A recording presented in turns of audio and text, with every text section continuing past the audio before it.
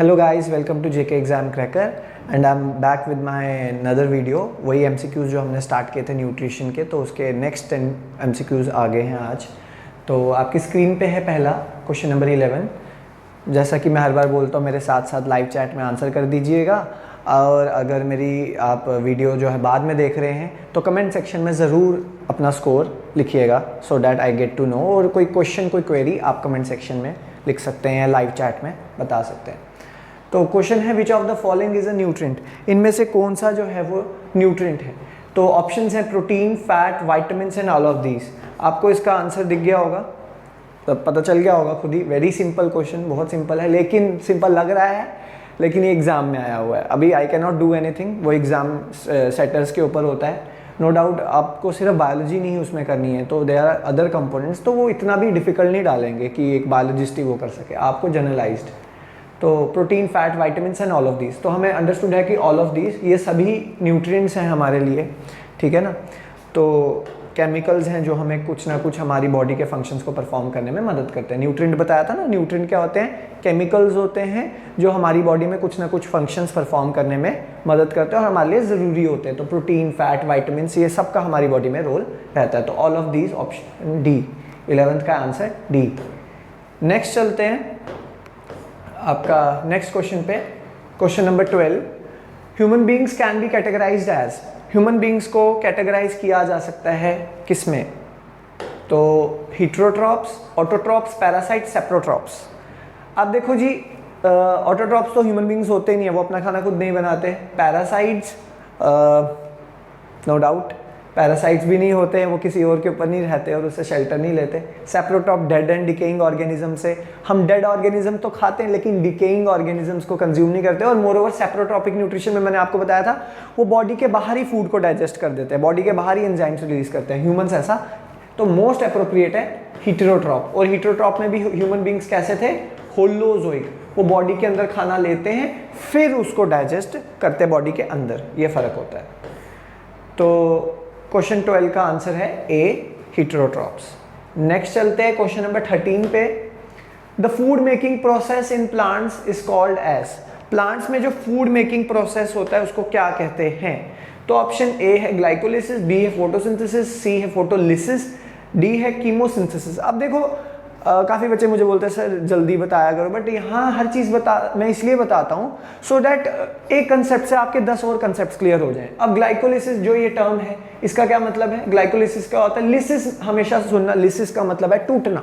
Glycolysis जब glucose टूटता है, ग्लूकोज जब टूटता है, ग्लूकोज के साथ ऑक्सीजन रिएक्ट करती है, जब हम रेस्पिरेशन करते हैं तो ग्लाइकोलिसिस होती है। जब हम सांस लेते हैं, ऑक्सीजन लेते हैं, ऑक्सीजन ग्लूकोज के साथ रिएक्ट करता है और ग्लूकोज को तोड़ के कार्बन डाइऑक्साइड और वाटर बनाता है और हमें एनर्जी मिलती है। इसलिए सांस लेने से फूड टूटता है, ब्रेक डाउन होता है फूड का और एनर्जी मिलती है। तो ग्लाइकोलिसिस आ गया ग्लूकोज का टूटना।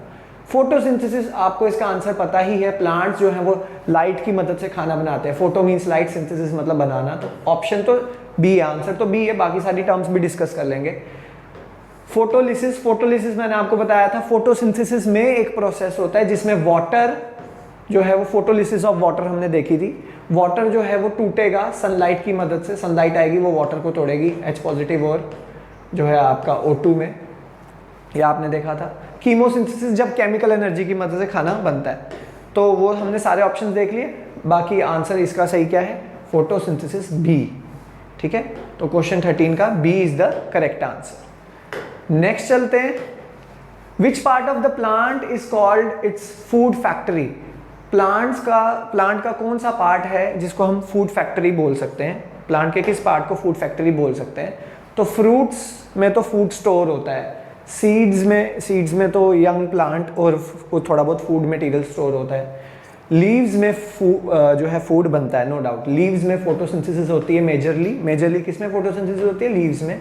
फ्लावर्स तो रिप्रोडक्शन करने में मदद करते हैं, तो इसका आंसर है सी, लीव्स, ठीक है।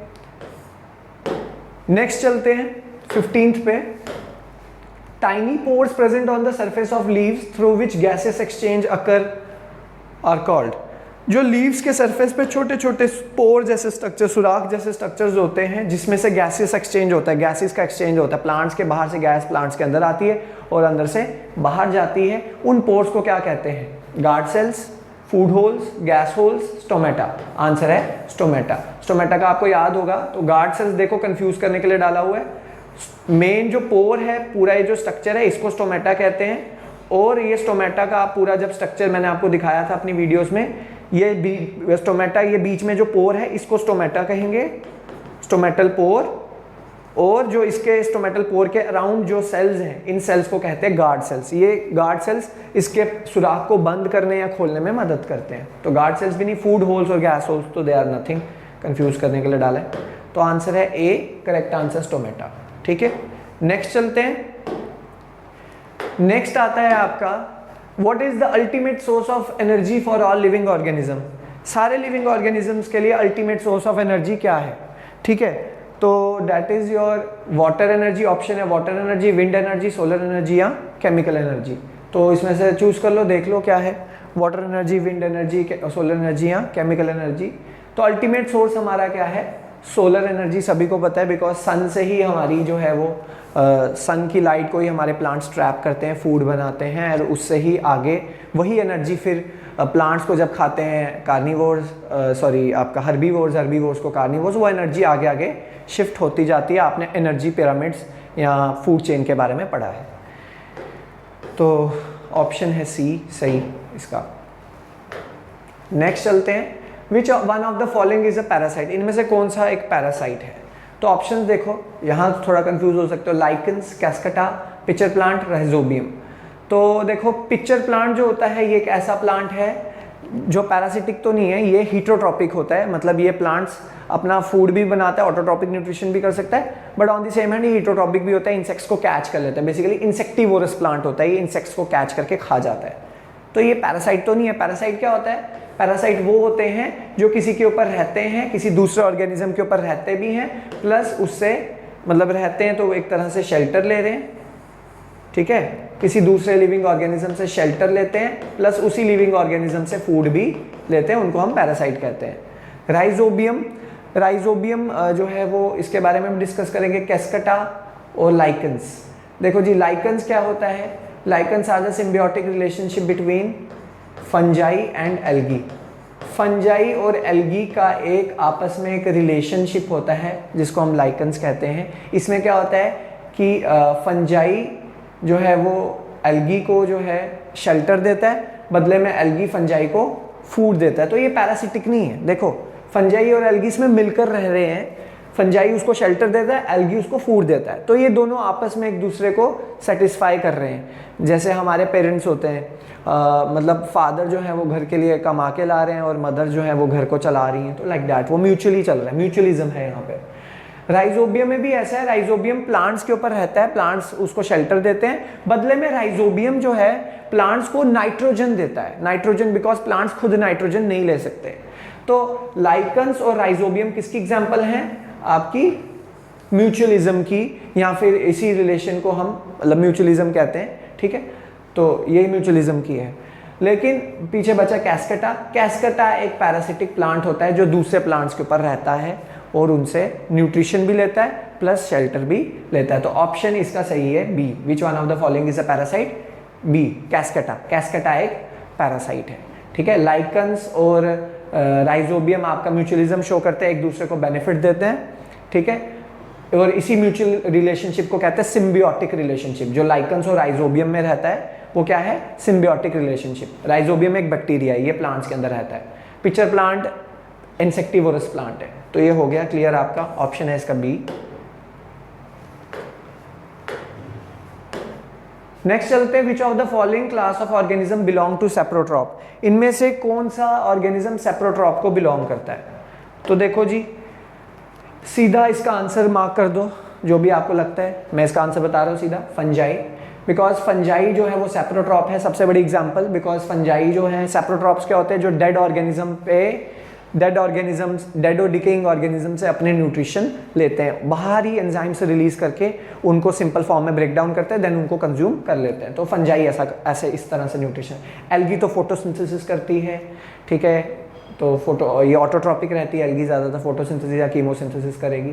लाइकन्स जो है मैंने आपको बताया सिम्बियोटिक रिलेशनशिप होता है एल्गी और फंजाई का, तो ये तो सैप्रोट्रॉपिक नहीं होते टोटली। ब्रायोफाइट्स प्लांट्स होते हैं। ब्रायोफाइट्स क्या होते हैं? प्लांट्स। फाइट वर्ड जहाँ पे भी सुन लो मतलब प्लांट्स, तो ऑटोट्रॉपिक करेंगे, तो सही आंसर है fungi.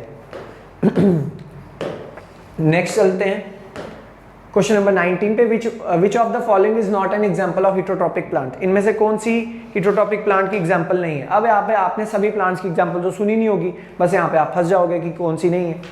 Is not an example of heterotrophic plant, ठीक है। तो देखो जी वीनस फ्लाई ट्रैप एक हीटरोट्रॉपिक प्लांट है। आप देखो यहाँ पे कंफ्यूज नहीं होना है बस। बटरवॉट आपको नहीं पता, मान लो आपने नहीं सुना, डॉडर आपको नहीं पता, आपने नहीं सुना, वीनस फ्लाई ट्रैप आपको नहीं पता, आपने नहीं सुना, तो आप यहाँ पे बस ये देख लो कि नीम तो आप सभी को पता है ना, तभी वो क्वेश्चन भी वैसे ही फ्रेम किया गया और प्रीवियस ईयर में। नीम तो आप सभी को पता है, नीम ऑटोट्रॉपिक होता है, नीम सीधा जो है फोटोसिंथेसिस करता है। आपने नीम को कभी देखा है किसी और ऑर्गेनिज्म को खाता हुआ? तो बाकी अगर ऑप्शंस आपको नहीं पता तो आप इसमें से वो वाला मेथड अप्लाई करो जिसमें से बाकी ऑप्शंस कट हो जाए, करेक्ट ऑप्शन ही चूज हो। तो सी नीम, ठीक है ना, दैट्स इट। तो नेक्स्ट चलते हैं क्वेश्चन नंबर 20 पे। विच one of the following is a pair of symbiotic organism. इनमें से कौन सा सिम्बियोटिक ऑर्गेनिज्म? सिम्बियोटिक मैंने आपको पिछले क्वेश्चन में बताया कि ऐसे ऑर्गेनिज्म जो एक साथ रहते हैं, एक दूसरे को म्यूचुअली बेनिफिट करते हैं।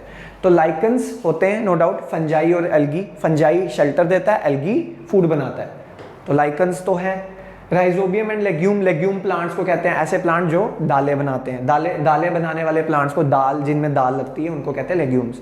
तो मैंने आपको बताया था राइजोबियम उन प्लांट्स में रहता है, प्लांट्स उनको शेल्टर देते हैं, इस बैक्टीरिया को, राइजोबियम को, और राइजोबियम बदले में उन प्लांट्स को नाइट्रोजन फिक्स करके देता है। तो ये भी सिम्बियोटिक है, ये भी सिम्बियोटिक है, ये भी सिम्बियोटिक है, तो both A and B, option D is correct. तो इस तरह से हमारे ये 20 MCQs हो गए। तो अभी तक के लिए इतना ही। बने रहिएगा हमारे नेक्स्ट वीडियो के लिए। Thank you, thanks and have a nice day.